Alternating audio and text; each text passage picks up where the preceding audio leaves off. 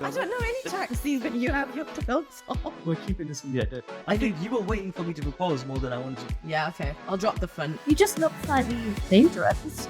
I haven't laughed this much this year. I got hired and Congratulations. thank you very much. Another 250k. My mum actually said, don't you like that action? What did you say? I'm like, no, of course not, Mum. Don't be so silly. I want to think like, oh, let's do this podcast together and that.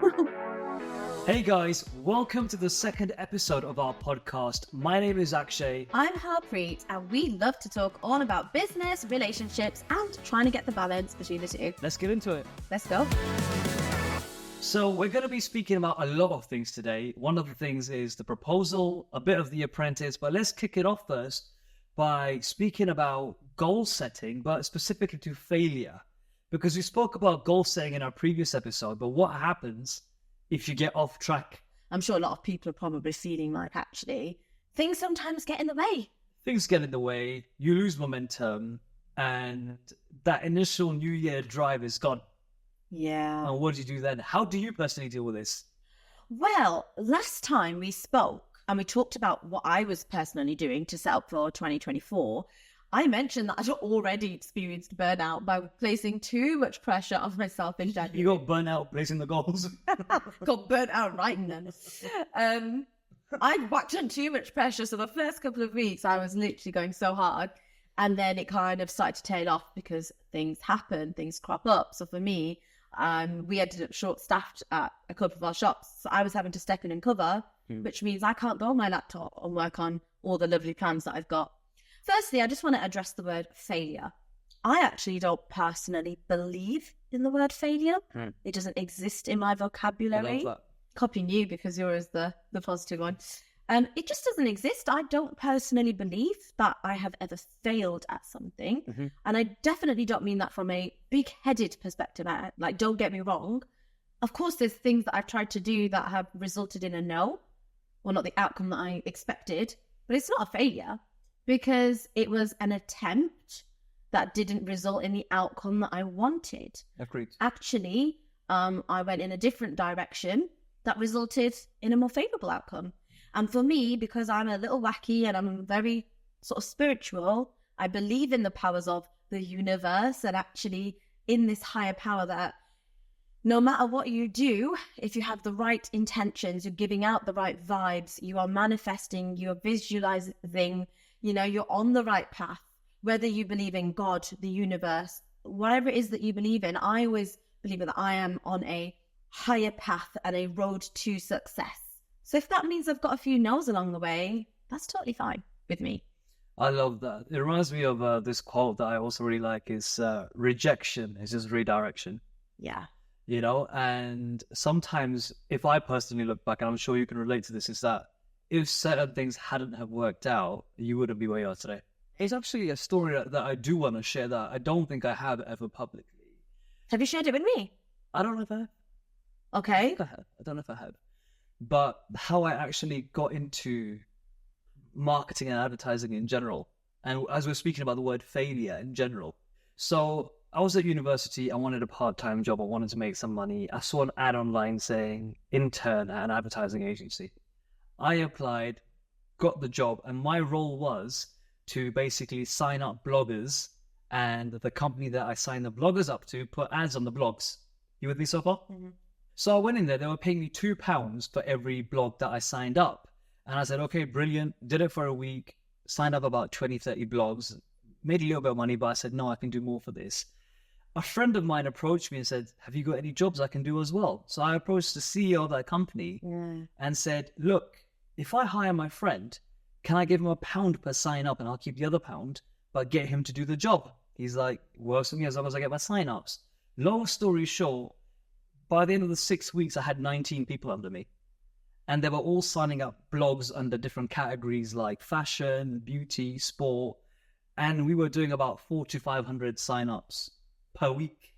So I went in there to the CEO saying, look, I'm going back to uni, but I'm not going to sign people up anymore. I'm just going to manage my team of 19. And guess what? I'll find more people at uni as well. I think I can build a team of 200-300 people and we can take over the world. With your blog post. With my blog post, and me thinking he's going to be impressed with me, thinking that, oh, he'll be like, wow, you are incredible, he fired me. And what he said to me is that Sorry, he fired you. he fired me that day. And I was like, what? And his words were, you've done the job for me. Why do I need you? And that's the day I decided that I'm going to start my own marketing agency. I was so hurt that day. So hurt that day. Like, I'm not even being dramatic. Like, I'm not the type that gets upset even at that age. But I was like, how can someone treat me like this? Like, I've done the job. I've found the 19 people. Like, I've built the team here. You got rid of me. And I said, what? How does that work? What I'm trying to sort of highlight is that was a point of failure that I categorize. But it was so important to me because that's the day I decided I'm going to start a marketing agency and I'm going to beat this person at their own business. But that failure helped me start my own company. I'm so grateful and blessed that that happened to me. And today, if I find that guy that actually fired me the thing, I'd say, can I buy you a drink because I owe you one? Had you not fired me that day, I would have not been motivated to start my own agency. And that's why I think it's so important to look at failure as a way to say, okay, maybe I just need to review what's going on here and just see what's this trying to teach me, what I can learn from it. 100%. And then coming back to The Apprentice, I applied 4 times. I got rejected again and again. I was a reserve for 2 years. I had to prepare my suits, my outfits, everything. But that's quite hard because obviously you're really excited about going on this TV show. Yeah, so how it works is if you're a reserve for the show, you still have to do the same prep. You still have to create your business plan. You still have to buy your outfits. But by a certain time of the day, midday, if you don't hear from them, that means no one's dropped out from that series. So you're there waiting for a phone call, hoping someone's hit by a bus or something. Maybe not hit by a bus, but someone can't make it. But I never got that phone call. I used to wait there till 12 and be like, okay, this year I get it. Okay, no problem. Next shipment, try again. So this is the bit that I'm really interested in, okay? You got rejected. Why did you carry on going? Because what exactly was it that motivated you and kept you coming back for more, to refuse to accept that that wasn't a route that was working out for you? What is it that maybe people could take away and learn from instead of maybe like just to keep going? Well, what was the reason? I just think that it's something that's built within you. The Apprentice I wanted because I wanted the exposure for myself, my personal brand, for my business. I wanted to partner with Lord Sugar, get investment to grow my business. So that was my key motivation. And I knew I really, really wanted that as an example. I really wanted that. And what the mind frame I had at the time was like, do you know what? Blessing in disguise, I didn't get it because next year I'll be better. And when I look back now, I'm so grateful I didn't get it for the previous years again, because I wouldn't be the person I was that was able to survive 8 boardrooms. Does that make sense? You just have this clear belief and this tenacity about you that I want this. I'm going to get it. If I had given up, I wasn't serious. I actually got in the 4th year. I was in the series, but then COVID happened. So the producers ran and saying, hey, actually, you've got far into the process, but we can't actually film because the series has been cancelled. I'm like, okay, brilliant. I'll come next year. They said, no, it doesn't work like that. It's the BBC. We have to audition you all over again. That's a nightmare. I said, you know what? No worries. I put on a bit of weight. Perfect. Some time for me to lose some weight, go back in. But I just think I'm a very optimistic person. And it's so important to have that quality as a business owner, is that sometimes things are not going to go well. I actually think entrepreneurship is sometimes overly glamorized. It's not about the nice cars, the luxury holidays. When it gets down to business in reality, you're at war every day. And in a full year of 365 days, you're going to have a lot of wins, but you're going to have those days where you need to lift yourself up and keep going, right? But I think that's across all walks of life, not just business or entrepreneurship, you know? People in jobs, sometimes you feel really demotivated. You keep getting a no. If you had gotten to a previous season, then we wouldn't have that. Exactly. So it's amazing how the universe works, but it always works out in the end. 100%. It always works out in the end. And I think that if you believe in that actually it's all going to be okay. That's it. Failure, like a no doesn't actually knock you. It might for a day or 2, but you got to get up and keep going. Definitely. But it comes down to what you said earlier. Failure is not a word. So what's your experience of failure? I mean, look, I can probably think of a handful of examples, you know, where you don't get a job from an interview, etc., etc. I think the most recent kind of time that kind of hits home with me, again, I'm not going to call it a failure because it really isn't. But, you know, I mentioned in the previous episode that I wasn't happy with my own performance last year. I expect more of myself. I know what I can bring to the table and I know what I'm capable of, not just in business, but just, you know, I have a lot of goals. That's the type of person I am. And because I didn't really lay them all out in full, I didn't give myself the opportunity. But, you know, I'll touch on the fact that actually I had a huge loss last year. I lost my dad in February last year, actually. Never experienced a big loss before. So actually, when I was reflecting later in the year, or like even now you're asking me, you know, how is there a time that you felt that you failed? The most recent time I can sort of tell you about was last year. There were a number of goals I had that I didn't achieve. Am I going to feel bad about it? No way. In my personal circumstance there, I've, you know, lost somebody that's very close to me, and that doesn't often impact you in ways that you think it's going to, and it can materialize in lots of different ways. And for me, you know, I lost my way a little bit. It took me 10 times longer to get one job done. And then I'm being really hard on myself, thinking, Harps, why haven't you actually done this? And I was almost refusing to not acknowledge the fact that actually life isn't always about complete drive and complete success and getting everything off your to-do list done. I think the key thing to take away from that is the importance of firstly recognizing that you need a minute and not forcing yourself to continue pushing yourself, because that will lead you to another level of burnout. I think it's difficult, you know, because at the end of the day, like for example, with myself, I have a responsibility to other people. I have to keep going because I've got my business partner, my sister, I'm also accountable. So if I'm not performing, it actually impacts the business that she also runs. I've got staff in every single store. And you know, there's a certain expectation of what I'm doing. And for other people, you know, if you've got children or a partner and you're not feeling your best, you almost feel guilty because you're not bringing the best version of yourself. No, totally agree. And I think it's very important for anyone to understand or to realize that it's actually okay. It's really important to understand yourself as a person, because the typical advice will be take a break. But actually, for me, that doesn't always work. I can't stand just having a day off. If my to-do list is over here and I'm feeling anxious about that, I can't just have a break and do nothing. You just feel worse as the day goes on. And actually, there's a few things I have to get in order to be able to have a break. But different things work for different people, you know? Some people get energized by socializing with their family and getting that boost. And some people need time alone. Some people like to read books and feel motivated. Others want to journal and write down their thoughts. And I know you don't even enjoy that. So it's actually important about understanding what works for you. Yeah, what do you enjoy? I also think it's important to say as well that comparison on social media. Oh God, yeah. Especially if someone's feeling like that at a particular point. Social media doesn't help. I think we'll need can we dedicate a whole podcast to this sometime? Because honestly, like, you're totally right.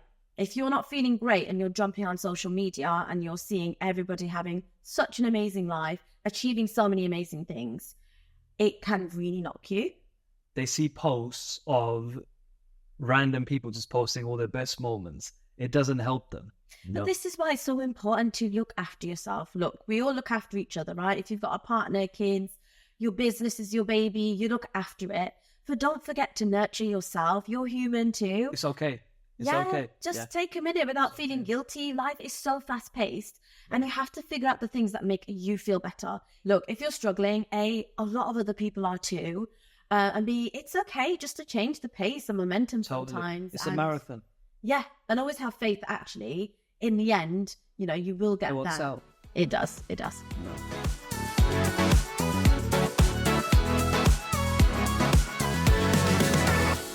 Shall we talk about something more fun now?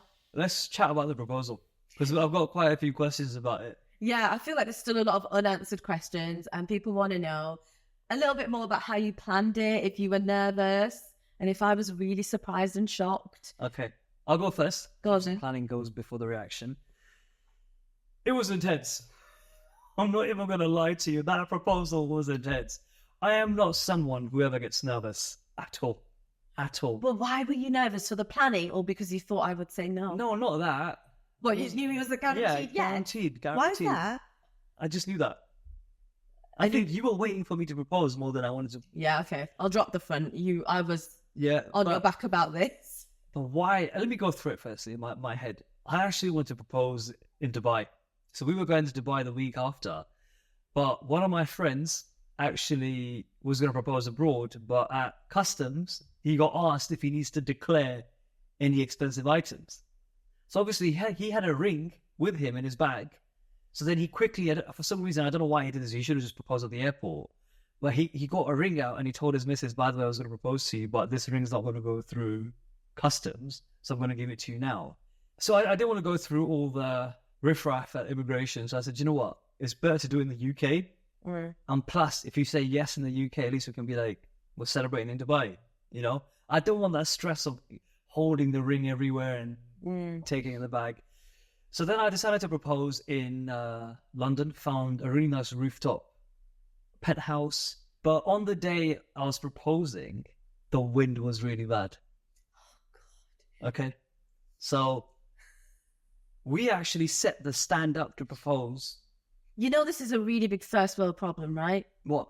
This wind. I know, sweetheart, but as it is, I'm carrying this ring around, making sure it's there every 10 seconds. It's not bloody dropped. I'm so sorry that you had to hold a ring to propose. Secondly, you got to make sure it's 10 out of 10, okay?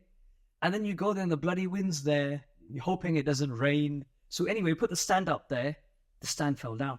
This is the stand that you had the flowers arranged. Yeah. That stand wouldn't stay up. So I quickly had to come downstairs to get you, distract you for a little bit, making sure the proposal company set it up all over again. So by the time... Yeah, but hang on a second. You know that this whole story is about the stand, right? But listen. So when I got up to the proposal, the first thing I had a little peek about, I was like, is the stand still there? I'm like, thank God the stand is still there. Have we got over the stand now? How did you find it? You do realise you've not told her anything about the proposal and you went on about this stand.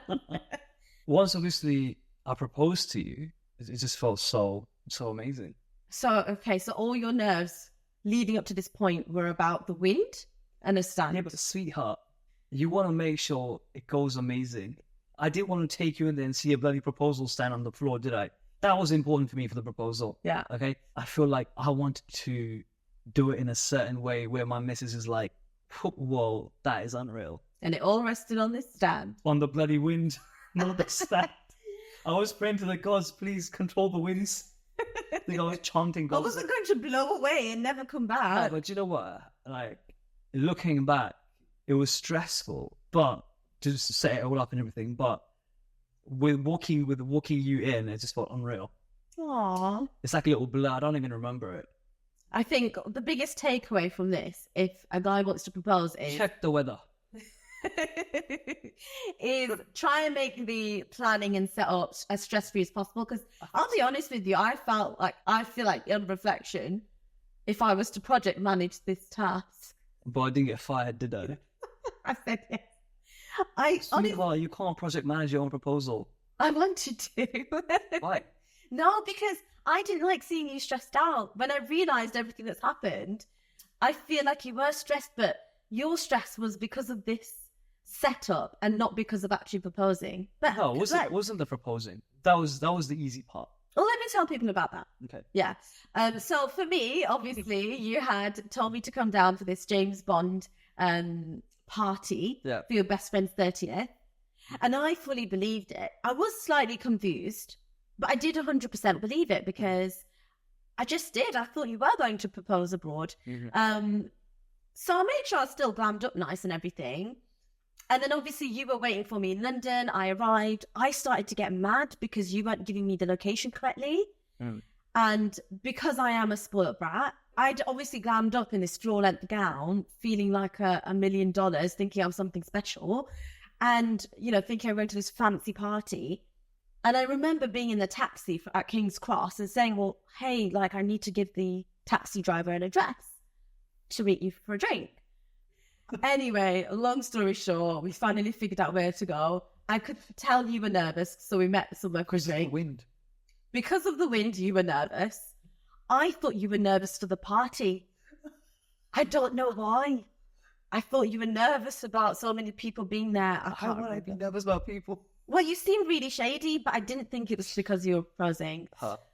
Long story short, I remember you going to the bathroom, and I didn't know that you were practicing with the ring. No, I wasn't practicing. I was making sure the ring is still there. But I thought you had a stomach ache.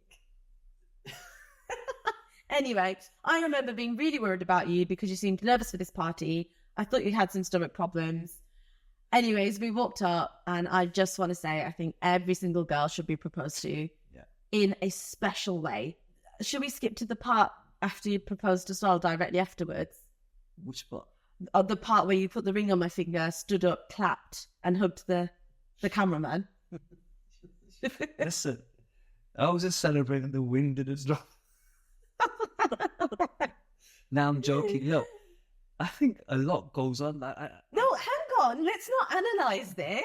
Basically, can we just acknowledge the fact that you proposed, stood up, literally clapped your hands and said, brilliant, done, and gave the cameraman a thumbs up and then hugged him? I'm expecting like this romantic moment to be handed a glass of champagne, toast to our future. Meanwhile, you and Sonny are celebrating. It was hilarious.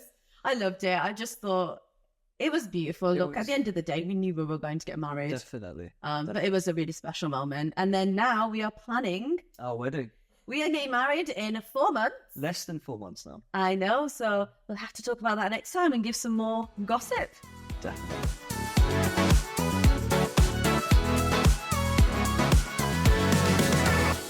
So, The Apprentice, another candidate, has been fired this week. Let's talk about the elephant in the room, just casting everybody back to when we were on the show. And, I got hired and... Congratulations. Thank you very much. Do you want another 250k? No, I'm not. I don't want a medal. I just wanted to talk about your experience. Which experience? I'm getting fired. Yeah, that's not a big thing. I got fired. Yeah, I got fired. Okay, well, what I'm trying to ask is what happens the moment that you get that finger pointed at you? You go home. No, jokes apart. To be fair, for me personally, I was really happy I got fired. I was ready to go. Got fired. I low sugar points the fingers. You leave. All the producers come and say bye to you. To me, they were like, we thought you were going to win. So shocking you left. Of course. And they put you in a taxi, which is not the real taxi you go home in. They put you in a taxi. You do like a little circle of the block with the camera on saying how you feel. So was that like a premium taxi and then you got shoved in like a... It was actually a brand new taxi with like less than 100 miles on the clock. So I was quite fascinated with that. Anyway, the camera's on you and be like, go on, actually, do you think you should have been fired? And to me, I was like, yeah, I think I should have been fired. And they're like, how are you feeling? Do you have any are you annoyed about it? I said, no, I feel great. I'm absolutely happy. So grateful. And they didn't really like that. Done that filming, you come out, you put your jacket on and your normal clothes on and everything. Well, were you naked? What do you mean you put your clothes on? It's not that kind of taxi, sweetheart. I don't know any Anyway, I don't know any taxis when you have your clothes off. Google it later. Anyway. Really? Anyway, yeah, then you get put to a real taxi. You get off that taxi, you collect all your belongings, then you get into another taxi and they send you to a hotel for the night, okay? It's actually a really good opportunity to reflect back, to see what's actually happened. I called home and... Who did you speak to? I spoke to my dad and I said, Dad, I've been fired. And my dad didn't reply back to me. He just said to my mom's called Minita. He just said, Minita has been fired. And mom's like, brilliant, I'm so happy he's coming home. Oh. Mom was like, where's the taxi? Like, I'm looking outside the window and Mom, it doesn't work like that. There's no real taxi that comes home. When I left the hotel to get to the real taxi to go home, that was the moment where it's a bit surreal, where it's like, whoa, this is weird now. Why was it weird? Because it was difficult because on the show, you're chaperoned everywhere, wherever you want to go. You can't go anywhere by yourself because there's either like a bodyguard with you or a member of the production team with you. So you're literally by yourself. And that's weird. Got home and it was just really weird just seeing family after 3 months. not having any communication. And even your phone, you have no access to your phone either. Who messaged you? There weren't that many messages, which I was a bit surprised about.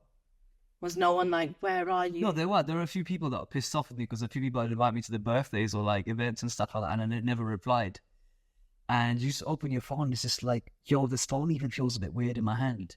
It took a while to get used to. You take a minute to sort of realize what you want to do next, reflect on the process, and you just bounce back, you know. I was already working on my business. And, you know, what about for you? What was your experience like? Because it was completely different. Yeah, well, just sort of going back to that final boardroom, I think that's my most standout moment for me, is just being in that final with Catherine. Obviously, in the final, all of you come back, and I chose you to be in my team. Do you remember? And because you get to pick who gets to be on your final team, we'd never worked together. No. So what made you pick me then? Well, I picked Brittany first, who had worked with regularly and knew her strengths.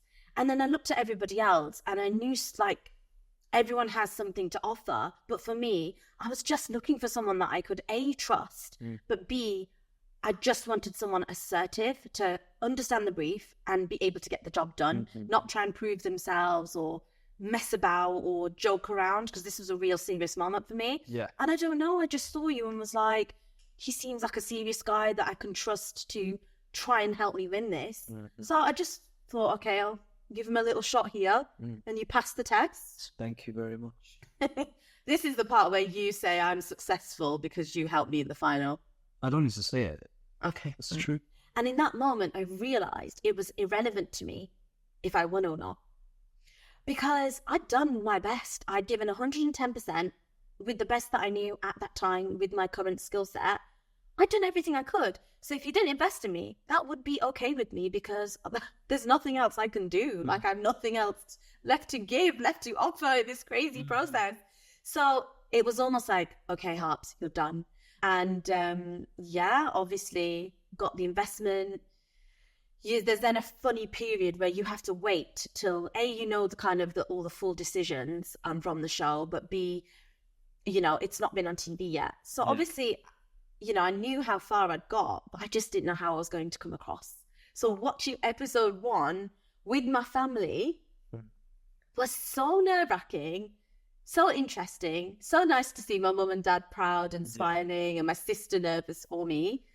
And I'll tell you a little secret. That's the first time that you caught my eye, actually. Actually, you don't know this. On episode 1, and you do know this, I've told you, that's when I was like, oh, hang on, like, he looks all right. And I thought you did really well. So yeah, watching you back, because I never spent that much time with you, watching back episode 1 was nerve-wracking for me, but you actually caught my eye. Episode 1 of watching it back with the public. And my mum actually said, oh, don't you like that action? What did you say? It's like, no, of course not, Mum. Don't be so silly. It's a business show.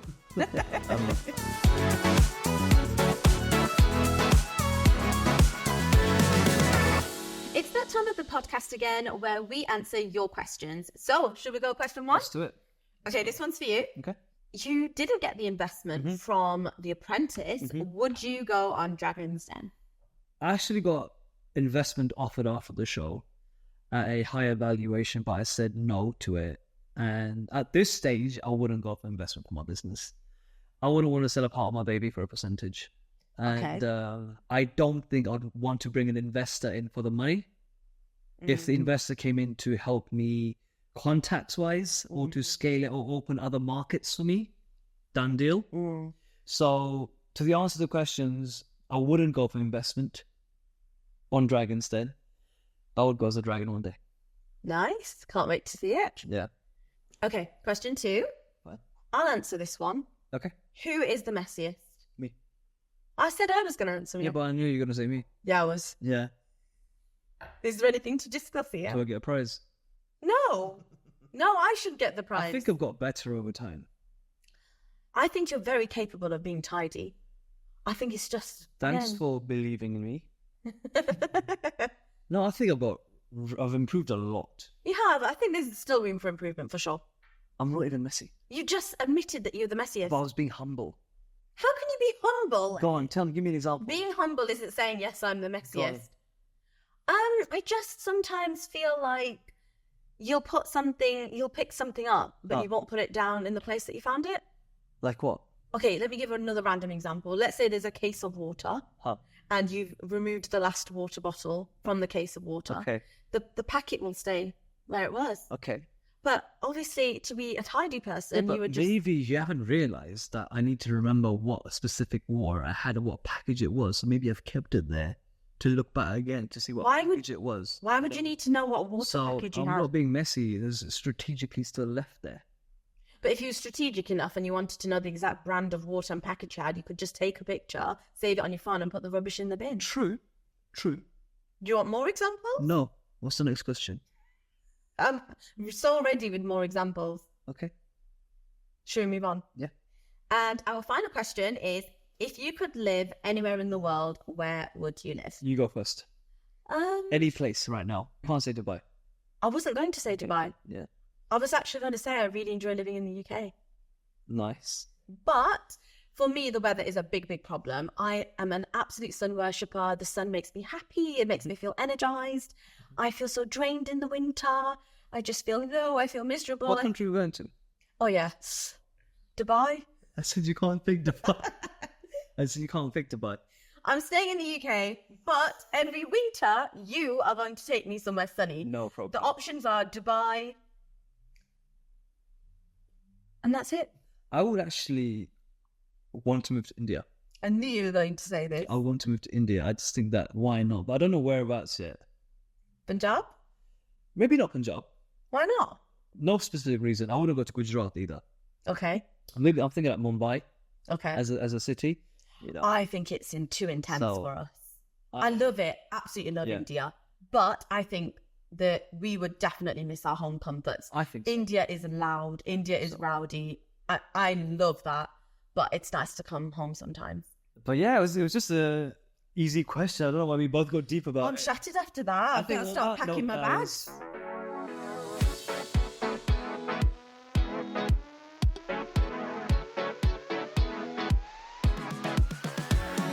Thank you for listening to our podcast, The Couples Boardroom. We had so much fun again, didn't we? We did.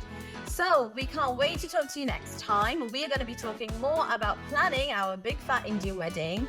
And this time we want to hear from you. What are your dilemmas? What are your issues that you're trying to face? And maybe we can try and settle it in the Couples Boardroom.